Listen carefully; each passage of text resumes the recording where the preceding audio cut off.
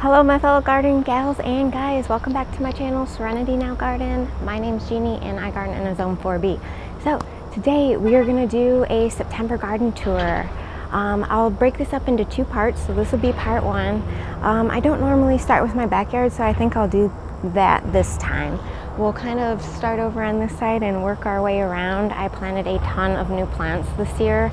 Some are blooming right now, like I have some stonecrop sedum, I have some Joe Pyeweed. I still have some anise hyssop or agastache still blooming, and coneflowers are just kind of on their way out, but I'll kind of show you this side, and then we'll kind of show you my side yard near the rock garden.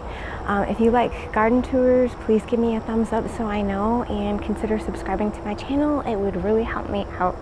Thanks guys, enjoy. All right, welcome to my backyard, garden friends. So I added a ton of plants back here this summer. We got rid of a ton of buckthorn, as you may know. So we have had a lot of space to fill. I also lost two trees right over here in a storm. So it turned this area from a partial sun area to a full sun. And I added a tree over here as well. I'm just going to do a 360 here so you can kind of get a feel for what our backyard looks like. We have three houses in a row here. Mine's the center one. So the lots are kind of narrow, but they go really far back. Trying to add some privacy on this side since we removed that buckthorn. So it's just the beginning. We have a far way to go, but we're getting there. We did a lot in one season. Let me start off by showing you the autumn joy sedum. Check out all the pollinators on these autumn joy sedum. They are just covered.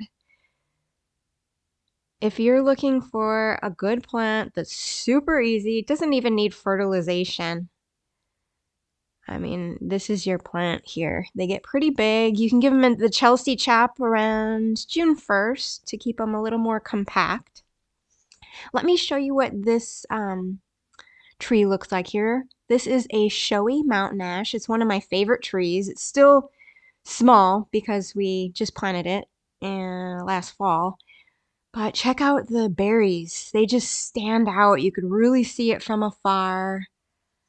It's just so gorgeous. But this tree will end up getting 20 by 20. Had a little bit of Japanese beetle damage, but not too bad. So I just love looking at that tree. Golden curls willow over here. This is a corkscrew willow, so it kind of goes in a cool pattern there. And this is our newest addition here. Let me show you this tree. This is a white fringe tree. This is what it looks like fully grown and when it blossoms in the spring. Isn't this cool? It also has these like bluish berries in the fall, as long as you have a pollinator. So we just planted this one. We don't have a pollinator yet for next year, but who knows, we might add one. So this tree can get 20 by 20. It almost looks like a magnolia with the leaf structure, but yeah, white fringe tree. In our zone, it'll probably get to be more like about 12 feet tall and wide, but we'll see. Really happy with that. We had a 40% off tree sale that we went to, so. All right, start with the side yard here. It's a little bit bright, so the color gets washed out a bit. I apologize. This is a clethora that we just added. That was a clearance plant. Some ajuga, chocolate chip. It's just good to suppress the weeds. I try to add ground cover where I can. I'd rather have plants, perennials, shrubs, or ground cover instead of mulch. And check out these Sutherland Gold elderberries. They are loving life back here. Compared to my one I have up front in a drier area, oh, I'm 100% convinced these need a lot of moisture in order to thrive really well. These will get like 8 to 10 feet tall and wide. There's some, let's see, that's fiber optic button bush back here. These were clearance plants too. They were looking sad, but this is what it looks like after they bloom. It just kind of has those dried little balls on there. This is the future site of my vegetable garden. We got those stumps ground out. I'm starting to level it, just rake out some buckthorn roots and will be good to go soon. I took a lot of the ajuga I had towards the front of the bed and just put it back here towards the property line. Those stakes will just kind of mark out where the bed's going to go. It's going to be fenced in, but the ajuga I have chocolate chip and burgundy glow. Here's another angle of the Sutherland gold elderberries. I'm going to prune those into a tree form, but I'm going to wait to see. I'm just going to let them grow for a couple seasons first before I do that. I mean, it just pops. When I look at it from my window up, because I live in a bi-level, so I'm always looking from the window up top, and these just grab your attention. Here's some toad lilies. They're still blooming, kind of on their way out. They kind of look like orchids. They love moisture, but they could take shade or sun. It's a fragrant bouquet hosta. And I love these plants. They put on so much growth. I got these for like $3 each. They were so tiny. But these are Royal Candles Veronica. And look at, there's pollinators on them. The pollinators love Veronica. And Veronica, or Speedwell, also loves moisture. So back here, I wouldn't say it stays moist. There's still some drainage, but it holds the moisture a little better. The water table's higher.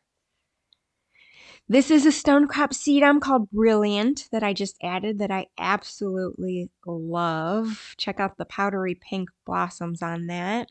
The gold foliage just pops. We got some Cheyenne coneflower behind that. Behind that, we have some string theory Amsonia.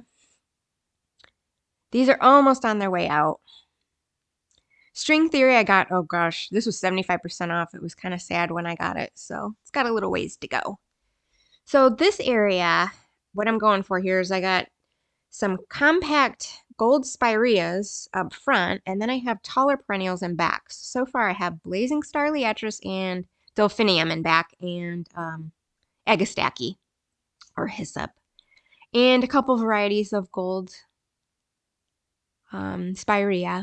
This is the delphinium. It's just on its way out. It bloomed already. This is that blazing star liatris. This will spread a little. But they get pretty tall. That's what I was going for. I'm going to add a couple more back there. This is the double play candy corn spirea, proven winners. It just had red tips on it. Now it's turning all gold. It changes every few weeks. It's really cool. Gold mound spirea. That was a clearance plant I got for like $6. Here's the agastache. Pollinators love this plant. Of all the plants I have in my yard, they love this one the most, I think. We got some raspberry double scoop coneflowers just kind of on the way out, but they look pretty good even when they're out of their peak. Look at that spirea. That's a mellow yellow. It has foliage unlike other spireas. Really cool. So bright. This is that winter creeper, or euonymus. That should get 4x4, but we'll see. I got that for like $3, I think, clearance. Another brilliant stonecrop. This is that chocolate Joe Pye weed I just planted. I usually don't plant this color because it kind of blends in with the mulch, but I think with all this gold back there, I could use a little contrast.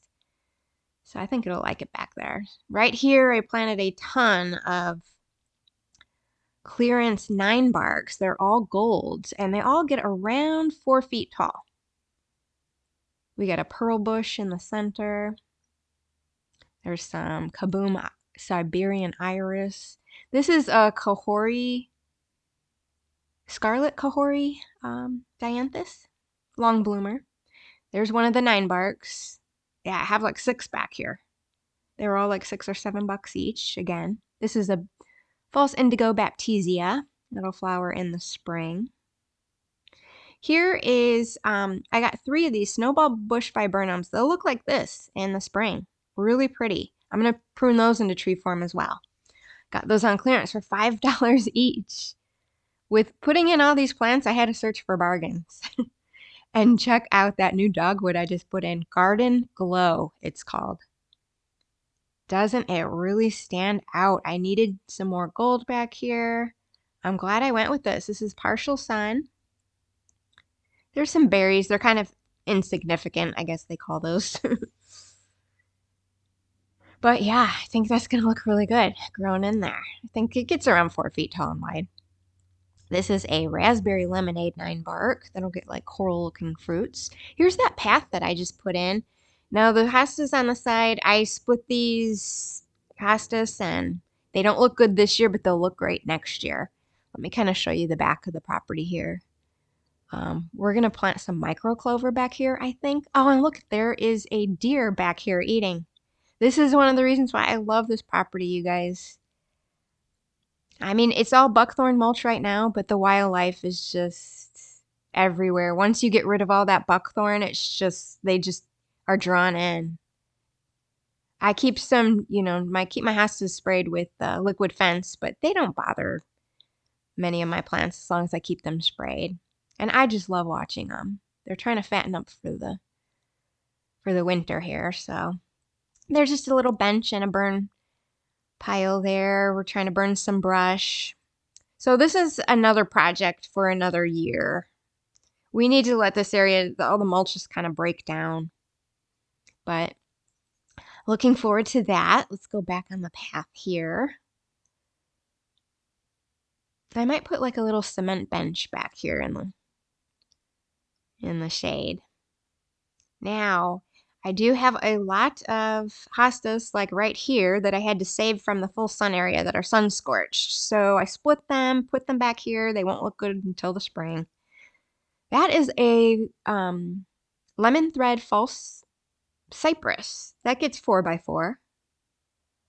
And some penstemon and a juga. This is a new addition. I got this as a clearance shrub. It is ivory halo dogwood.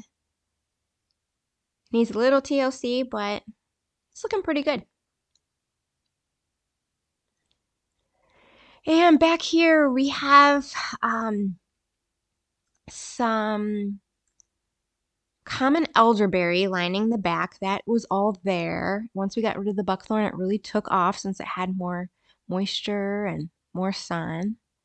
Look at this Husker red penstemon. It's starting to turn red. Really cool. They're still small, first year. More chocolate chip ajuga. This is calamintha, calamint. Pollinators love that, and it has bloomed the whole entire summer. So if you're looking for a long bloomer, that's it. And we have some First Lady Veronica. As you could see, pollinators on that. The white really stands out from afar, so I'm glad I went with the white color back here. They like moisture as well. That is an orange marmalade hosta. I accidentally stepped on it the other day, so I'm glad it's doing okay. This is a phlox first year. It's like lavender. It'll get about 3 to 4 feet tall. And we got those Sun King Aurelias. They get these little berry-looking flowers on them this time of year. They look a little more lime green. And we got great blue lobelia I just planted back here. It's a native. I just kind of want it to take off back here. So that's a good fall bloomer.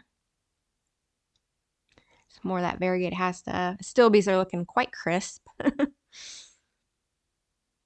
Let me show you this common elderberry too. So this is native all around Minnesota. Really cool looking. You could see some berries on it right there.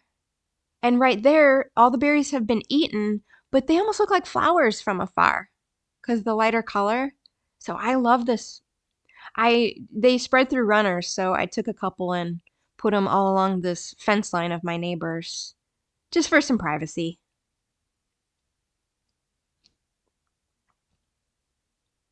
And that's another sun-scorched hosta that I saved. I made like 8 plants here out of just 2 big Summon Substance. I transferred all the astilbes over here as well. So they're crisp looking, like I said, but they'll be fine in the spring. So this area was totally renovated this year. This was all buckthorn less than a year ago. There's some pyracantha. We got some blue muffin. A lot of arrowwood viburnums I put over here. There's some astilbe just done blooming, but I like the spent blooms. Viburnum likes our good understory trees. They could take a bit of shade, so that's why we went. But we basically have a ton of viburnum and a ton of elderberry.